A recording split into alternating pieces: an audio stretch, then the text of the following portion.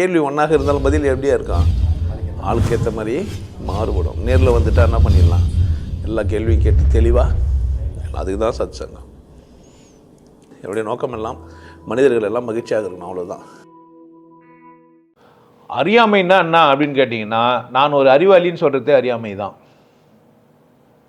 அறியாமை உள்ளவன் மட்டும்தான் என்ன சொல்லுவான், நான் ஒரு அறிவாளி அப்படின்னு ஒருத்தன் சொல்கிறான்ல, அவன் யார் அப்படின்னு கேட்டிங்கன்னா அறியாமை உள்ளவன். எனக்கு தெரியும்னு ஒருத்தன் சொல்கிறான்ல, அவன் தான் அறியாமை உள்ளவன். கண் இருந்தால் தெரியுமா, கண் இல்லைன்னா தெரியுமா? ஒரு காட்சி நான் பார்க்குறேன்னா கண் வேணுமா வேணாவா? கண் இல்லாமல் பார்க்க முடியாது, கரெக்ட் தானே?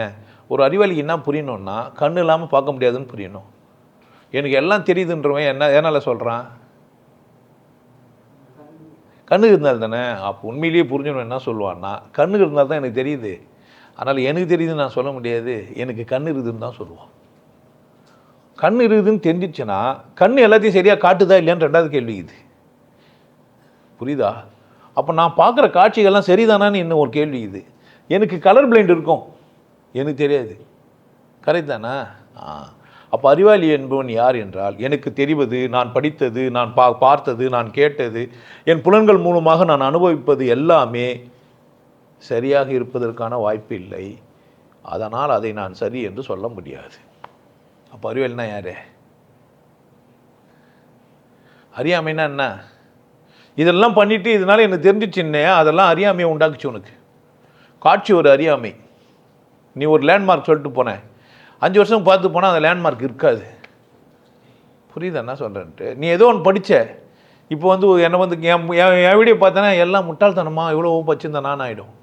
உன் புக்கெல்லாம் என்கிட்ட ஒருத்தர் எடுத்து வந்து மூட்டையாக புக்கை எடுத்து வந்து கொடுத்துட்டு போயிட்டார், தேவையில்லாமல் நான் இவ்வளோ புக்கு வச்சேன் அப்படின்ட்டு. கொட்டா இருக்கும்போதே நிறைய பேர் என் வீடியோ பார்க்க ஆரம்பித்தோடனே புக்குங்களெல்லாம் தூக்கி ஓரம் வச்சுட்டு இருப்பாங்க. நிறைய பேர் வீடியோவே பார்க்க மாட்டாங்க வரோம், புரியுதாண்ணா சொல்கிறேன்ட்டு? அப்போ அறியாமைன்னா என்ன? பெறப்பட்ட தகவல்கள்லாம் எடுத்து போய் சேர்த்து வச்சுருந்தா நீ என்ன பண்ணுகிற? அந்த கதை ஒன்று சொல்லியிருப்பாங்க, அறியாமைக்கு தான் அந்த கதை. நீங்கள் எதுக்காக அந்த கதையை போச்சிங்களோ தெரில. படகுல போனார், அவர் பண்டிதர், நீ வாழ்நாளை வீணாக்கிட்டேன்னாரு. ஒரு சூழல் வந்துச்சு, ஒருத்தன் நீந்தி வந்துட்டான். அப்போது அறியாமைன்னா என்னன்னு கேட்டிங்கன்னா, சம்யோஜித அறிவு. எந்த இடத்துல இருக்கிறியோ அந்த இடத்துல எப்படி நடந்துக்கணும்னு தெரியாத யாருமே யார் தான், அவ்வளோதான். அப்போது என்னால் ஆனதா அதுன்னா இல்லை. எனக்கு கண்ணு குத்து கண்ணில் காட்சி தெரிய வைக்கிறது யார்? எனக்கு உடம்பு குத்தி இந்த உடம்புலேருந்து இந்த சுகத்தை அனுபவிக்க வைக்கிறது யார் அப்படின்னு ஒருத்தன் கேட்டு கண்டுபிடிச்சிட்டான்னு வச்சுக்க, அதனால தான் அது பேர் ஞானம்ட்டாங்க. அதுக்கு என்ன ஆகிறது இல்லைன்னா அழுக்க அவன் மேலே ஒட்டுறது இல்லை. ஞானத்தோடவே இருக்கிறவன் மேலே எதையும் அவனை அறியாமையாக்க முடியாது, புரியுதா? கடவுள் இருக்குதுன்னு சும்மா சொல்கிறது இல்லை, அனுபவபூர்வமாக உணர்ந்துட்டுவன் அறியாமைன்னு ஒரு இருட்டு அவன் மேலே ஒட்டாது. பார்ப்பான், பேசுவான், பார்த்ததை சொல்லுவான். எதிராளி நீ பார்த்த மாதிரி இல்லைன்னா வெரி குட்டு, நீ வேற ஒரு கோணத்தில் பார்க்குற, அப்படி ஒரு வாய்ப்பும் இருக்குதுன்னுவான், புரியுதா? சைவ முட்டாள்கிட்ட போனேன்னா அசைவம் தப்புன்னுவான், அசைவ முட்டாள்கிட்ட போனேன்னா சைவ முட்டாள்னுவான். 2 பேருமே முட்டாள்னு சொல்ல மாட்டானுங்க, 2 பேருமே அறிவாளின்னு.